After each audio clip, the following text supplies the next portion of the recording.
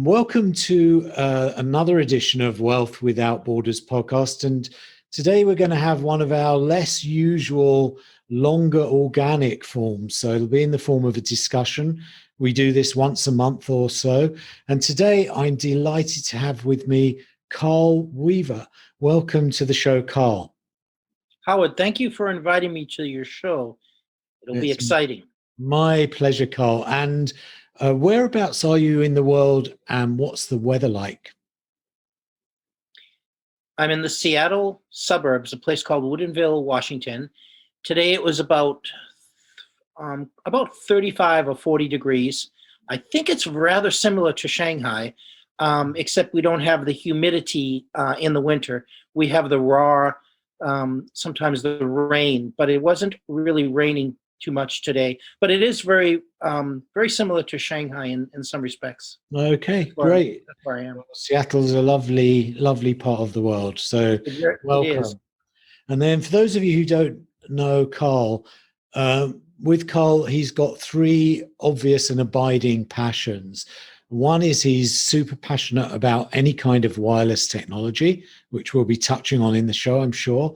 Second passion is softball or baseball, because for those of you checking us out on YouTube, both Karl and I are not spring chickens, so we admire physical prowess. And then his third passion I'm really impressed by, which is his speaking, reading, and writing Mandarin Chinese, which he's been doing since 1982. And in fact, interesting side note, Karl was pretty much the first person to sell a computer into mainland China in 1989. So really a wealth of experience we'll be exploring today. And then apart from those passions, Karl's other chief passions are his family, his friends, and his career, which has also taken a very interesting turn and which we may touch on if there's time. And the title of today's podcast is Chinese Mobile Industry Rainmaker. So I love that title, Karl. And can I just start off sort of at the beginning of your journey? I guess it was 1982. What was it that led you to become an expat in the first place? I first received a scholarship to study Mandarin Chinese language at National Taiwan Normal University. The Ministry of Education, Taiwanese Ministry of Education, gave me a scholarship. And so I studied Mandarin for 3 years under scholarship. I'd studied before that in America, but then I received the scholarship. And then after finishing the scholarship, I wanted to remain using the language in the Chinese world. So I joined the highest technology possible in Taiwan at the time, the microcomputer manufacturing industry in Taipei, Taiwan. Right. And Taiwan, for those of you who don't know, is very, very well known for that sector. So an exciting time, I imagine, to be in Taiwan and part of that cutting edge. It was Taiwan's golden years, but it was in the beginning a little bit different. They didn't get McDonald's. Not that I like to eat McDonald's. The breakfast is okay, but they didn't even have the real McDonald's until about 1987.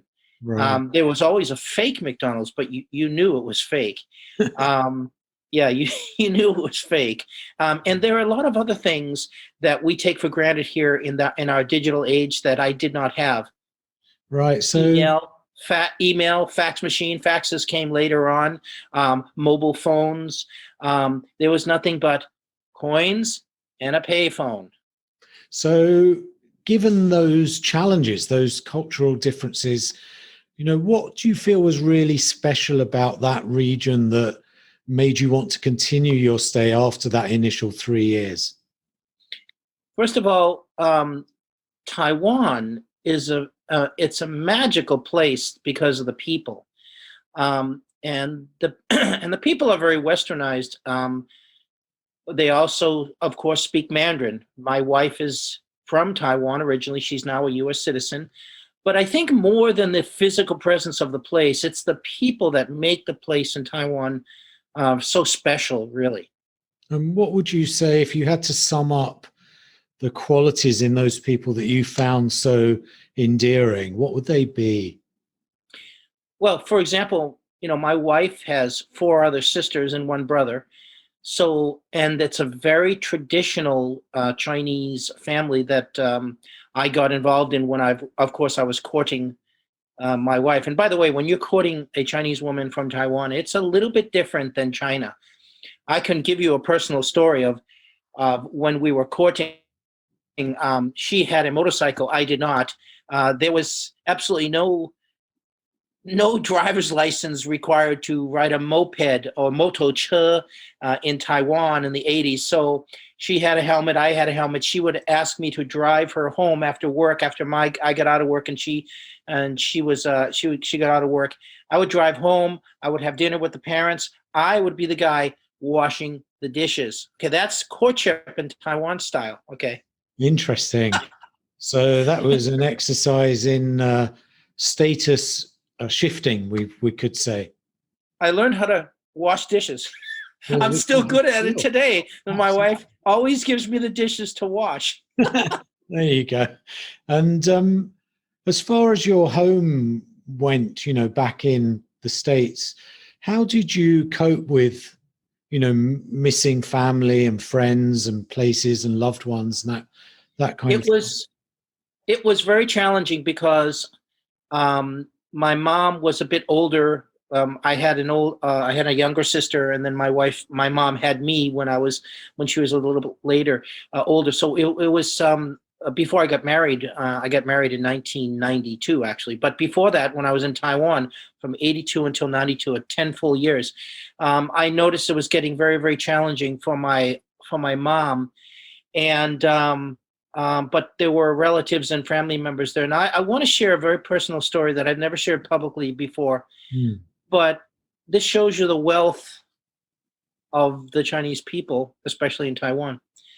So in 1991, I got a call from my relative who said, your mom's really sick. She's in the hospital. She had a heart attack, and you need to come quick. So I was in pandemonium, and I really didn't know what to do. And I asked my CEO, he said, just get on a plane and go. I forgot, because I had a working visa at that time, a work visa. I forgot that you need an exit permit. You have to go to the police station to get it. I didn't get it.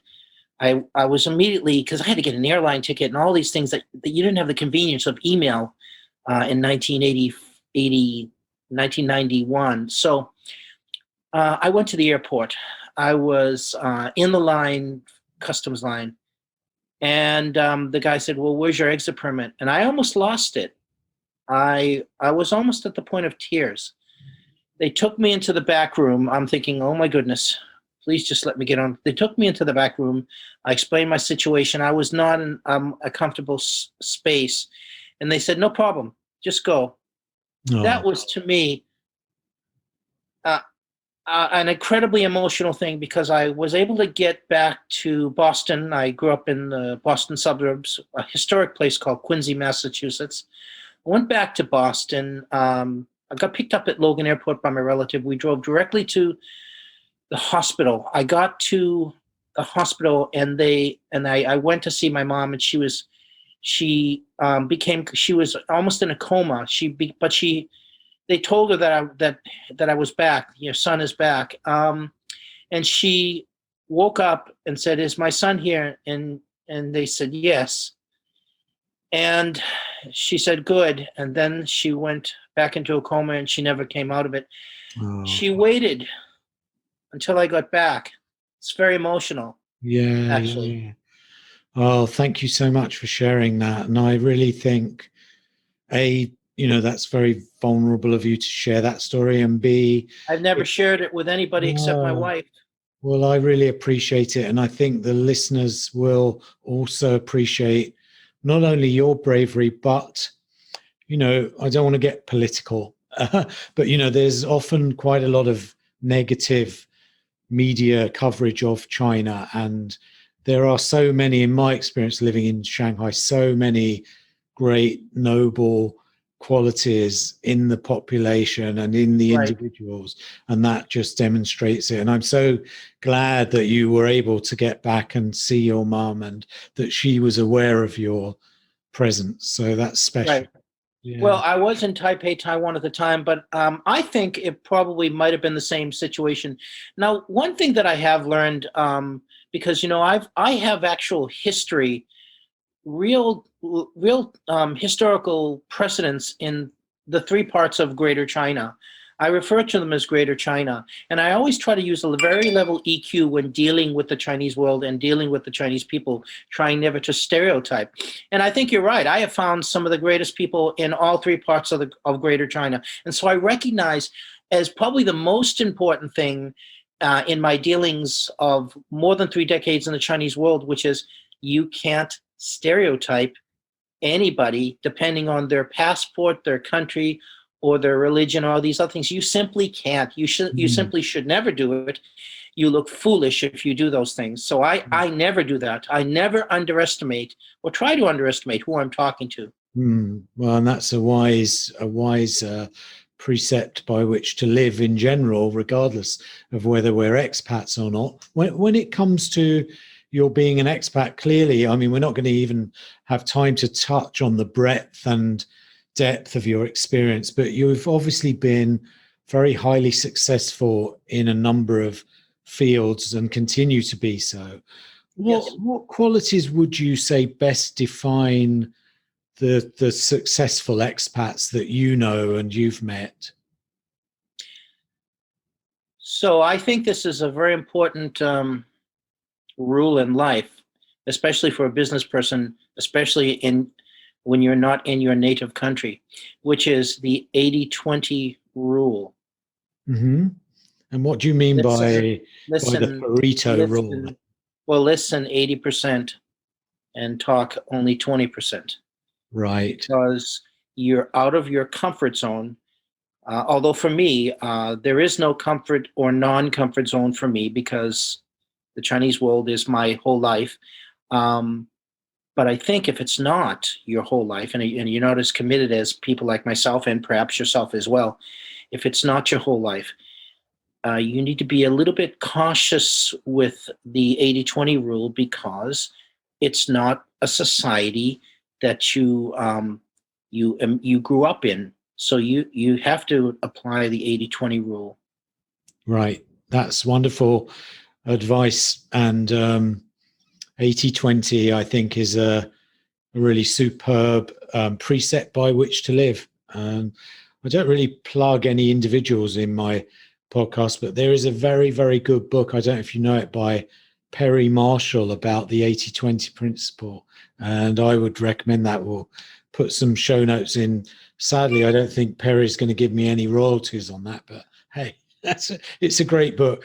And then you've talked about some of the features of expat life. If you had to sum up in broad terms what you feel are some of the advantages and disadvantages of being an expat, what would you say those would be? I think they might be a little bit different for career China biz tech specialists like myself. I think they might be a little bit different because I've known from my entire professional career that this is what I wanted to do, and I've just done it.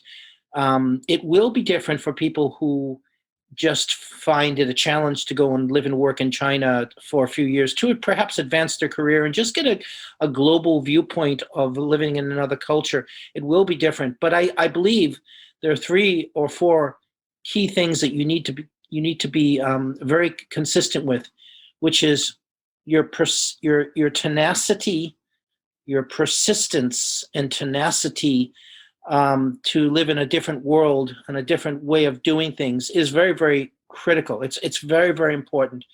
You just never know when you might be unintentionally insulting somebody. It can happen. So I think you need to be consistent with your actions. Don't be a hypocrite. Be consistent with your actions. Be steadfast. Be steadfast in your beliefs that you're actually making a change, or you're trying to evoke a change for the good, for the better, in a person, in a system, a technology, in my case, a technology. And then you come away with the fact that you didn't just go there with for the specific purpose of generating income. You're actually bettering the society, bettering the world. And I believe that's why the term Rainmaker, which you so aptly titled me, is something that they gave me Right. in the Chinese world in, I think it was 2009 or 10. That's what they called me, because I was interviewed by a very prestigious financial newspaper, a magazine. So that's what they called me. Right. I said, okay, it does rain a lot in Seattle. Okay. And in my experience, humorous aside, I do think rainmakers are often defined by their ability to give and to serve a community rather than extract from it. And, you know, the rain is a result of seeding a lot of clouds, if we want to put it that way. It's very interesting. This is off topic, but I thought I would mention it because you mentioned, you know, at our age, we want to like forget our birthdays, right? But it is so funny that I did actually play softball and baseball in China, and you know, I just did it because it's the passion. But it was so funny that at the end of 2013, when I was about to leave, just a few months when I was about to leave China, I got interviewed by Major League Baseball. And I felt it was an abrupt, an appropriate thing, because what I was doing every Saturdays was going to the Beijing, they call it Yayun Cun Aoti Zhongshan, the Beijing Olympic Village, where they had a regulation-sized softball field where they played the Olympics, where the Olympics softball games were played in Beijing. That's for the women now, right? Just for the women. Mm-hmm. I actually was teaching. I was playing softball and practicing every Saturday. I'd go there, but I was also teaching the young kids, because it's like, wow, it's prestigious, an American teaching us, you know, baseball. It was like a real. You know what it's like when an American teaches English to a young Chinese person. It's that euphoria, right? But for me, I found that the Chinese kids they just wanted to see my skills and how I did things, which they could learn and emulate from. So I believe that I gave back to China in a few different ways, not only my public speaking, but I believe personally, that one day China will be a huge baseball market like basketball is. I truly believe that.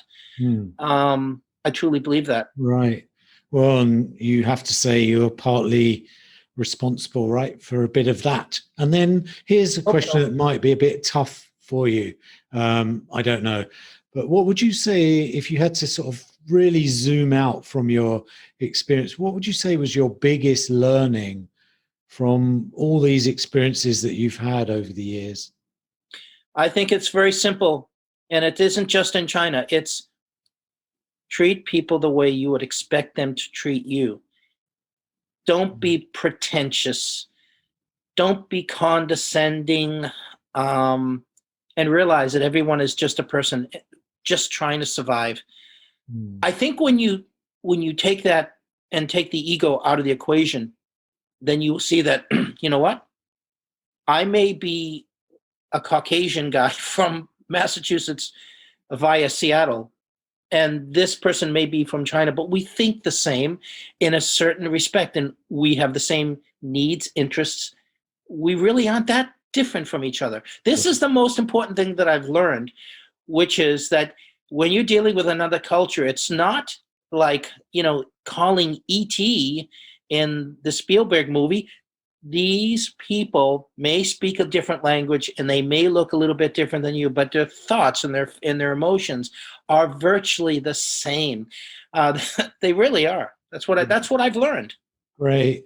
And I really think that there's a lot of wisdom in what you've just brought us, because many interviews I've had, certainly in the past, have focused on differences. And I've always been a firm believer that we share far more in common than we differ around the globe, or we would never be able to communicate at all.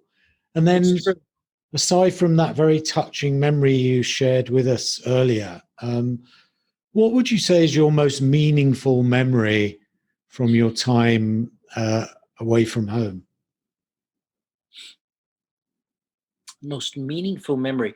I think it was being invited by a Chinese mobile payment organizer in Shenzhen to moderate a 2-day panel completely in Mandarin, where there were foreign guests putting on the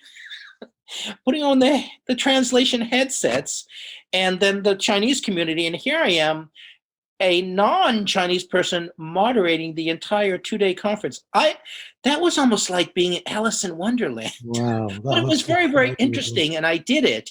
And I even threw in some jokes. And I think the foreigners who were in the audience there or were kind of like almost like they were in Disneyland, it's because what's going on? This guy is certainly not Chinese, but he's speaking Chinese and he's moderating the entire session, and I'm controlling who speaks how long, et cetera, et cetera. I found that fascinating that I was able to do that completely in Mandarin. I never expected I could do that. So, I mean, that's pretty funny and weird and surreal. Why do you feel it had such meaning for you? Because I think it showed the Chinese people as well as the foreign community that you don't have to be Chinese to do things successfully in the Chinese world. And I think lots of Chinese people got that. I think it's the Western people who didn't, who that lesson was probably more applicable to the Western people, because the Chinese people have for 30, 40 years been focusing on, as soon as you're 5 years old, you've got to learn English, right? And so you see PhD candidates in Harvard, MIT, Chinese people who have fluent English. So it isn't something that's such an abnormality for the Chinese people. It is more an abnormality for the Western people, because they wouldn't imagine that such a thing were possible. It's really just a role reversal. Yeah, fantastic. And then just looking ahead, if you could get out your crystal ball, obviously, I don't quite have a crystal ball, but I have an Apple iPhone, a brand new one. That's probably iPhone 12. That's a small pitch for Apple. Apple, please give me my royalties. Yeah, there you go. You, Apple and Perry Marshall, we may be waiting a while. But yeah, if you had a virtual or otherwise crystal ball, the expat world has changed massively over the period of time you've been around. How do you feel it's going to move over the coming months, weeks, years ahead? So this is a good question, and be very careful about asking me for predictions, because 99% of my predictions come true. They really have. For the past 20 years, they've come true. Here's my prediction. The average foreign national going to China and trying to make it in China will be less and less easy, simply because of so many haigui, sea turtles coming back from China. So if the Chinese company really wants you, they're going to want you for as the liaison for. You can stay in China, but they're going to want you to be the liaison for outside of China. You're going to be the foreign interface for the Chinese company to the Western world. That's where your value will be. I was lucky. I was pitching technology into the Chinese world, but in this case, lots of Chinese companies have advanced technology, and they're going global. So they will need foreign executives. Now they can also be a little bit xenophobic, okay, and say, well, we don't need foreigners, even in America or Europe or or UK. We can just hire Chinese people with the language skills. And I think that's a tragedy, because I don't think that they've learned that you need to localize when you go abroad, which is what all the Western companies have done going into China.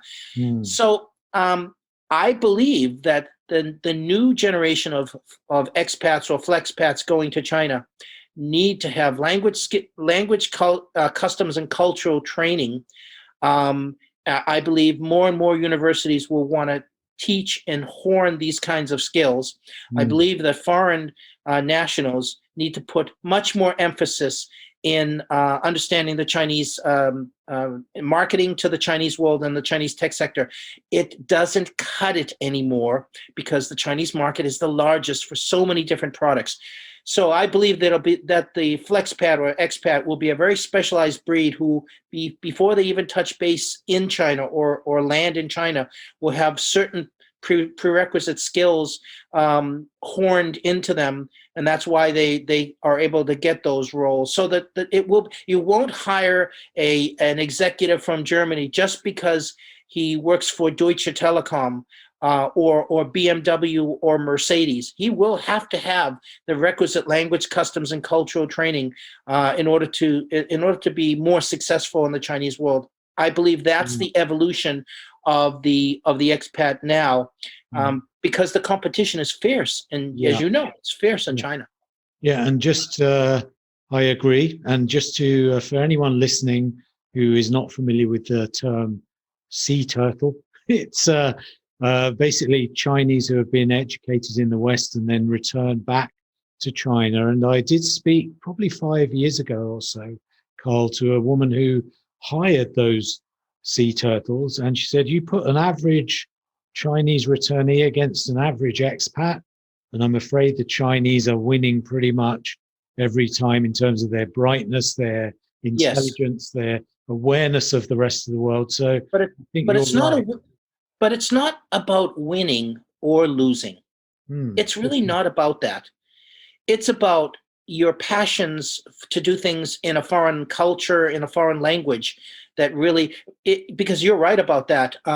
If you were to take somebody without the language, customs, and cultural training horned over years back and put them back into the Chinese world, like I'm about to do, by the way, they would not be able to function unless they're using their, at least English and going to their Starbucks every week, every for a coffee break.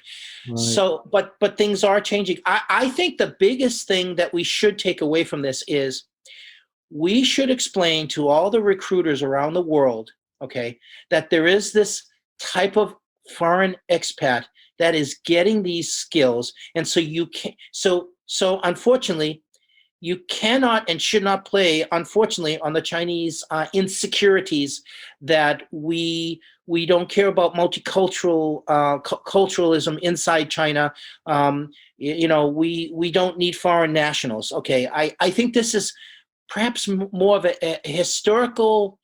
It is a historical problem in the Chinese world, which is at a certain point in Chinese history when they feel, well, we don't need the West anymore. We don't need the West. We never needed the West. The West is not important. We have everything we need here in the heavenly kingdom. That fallacy needs to go by the wayside, and it can only happen when recruiters recognize that there are people like myself who've dedicated a career, and I can and have and did compete with local Chinese people for their and obtain the prestige and obtain their accolades. But to me, it was never really a contest or a game against anybody, especially when you're learning another country's culture. Right. So I believe it squarely needs to be put back onto the recruiters to recognize that there's a new type of expat, and they need to have an unbiased view with hiring foreign nationals for the Chinese market. That's see how politically incorrect Karl is? No, that's fine. I actually interviewed another guest who is a flexpat who spoke very interestingly about this whole phenomenon. I know flexpathood is in your future. We don't sadly have time to go into that, but we'll give our listeners the opportunity, if you're happy, to reach out to you to discuss that. So one last question just to finish off with.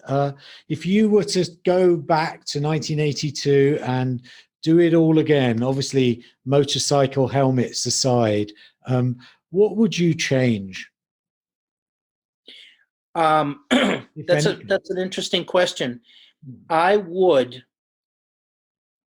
of all, I would listen less to politicians, lawyers, doctors, professors, and the news media. I would listen less to them because everyone has an agenda, from my experience. I would not change my career, but I would be very cognizant that the news media, the social media, everybody seems to be bent on selling something to somebody else, whether it's media, a product, et cetera, et cetera. I think if I could take one thing away or do something different, is I would not let those types of people dictate my career, my life, my interests, my likes, and my passion for saying exactly what I want to say, which you're allowing me to do.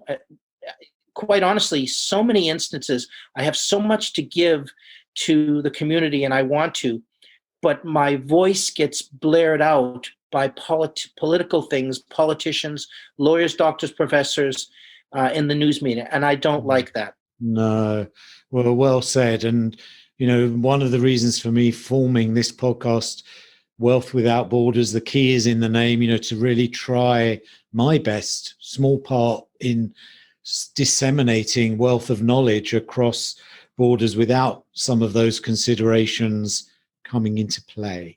So thank you so much for your time, your wisdom, your humor, and your vulnerability in sharing what wasn't easy for you, I know. And for those people who want to reach out to you and continue this dialogue, what would be the best way for them to reach you, Karl? Well, I don't want to plug too much for myself, but I am a global technology public speaker, and I do have lots of my videos on YouTube that you can see, or in the Chinese world, because I present in Mandarin on Youku. My email is carljweaver@gmail. Carl is with a K, by the way, but I'm not German. I'm Italian-Irish from the Boston suburbs. Figure that out. I can't. That's another podcast. carljweaver@gmail.com. And I welcome you to sit down with a bag of popcorn, maybe some healthy coconut water, sit down and binge watch some of my public speaking presentations, either in English or in Mandarin. I think you'll be entertained. Fantastic. I'm sure that's the case. And we'll put those links into the podcast again for people who want to contact you and continue the dialogue. So thank you very warmly for this wonderful discussion around about the world of China and expats and flexpats. I really appreciate it, and I have no doubt our listeners will too. Thank you. Thank you, Howard, and stay safe. Stay safe, and if I can smuggle in a Pfizer COVID-19 flu shot for you, I will. Okay, I'll be the first in line. Thank you very much. You're welcome. Many thanks for checking out Wealth Without Borders podcast. I'd love you to head over to iTunes, subscribe, and leave us a review. And if you'd be kind enough to do that, I would really appreciate it. And then if you want to know more about what I do, check out wealthwithoutborders.net.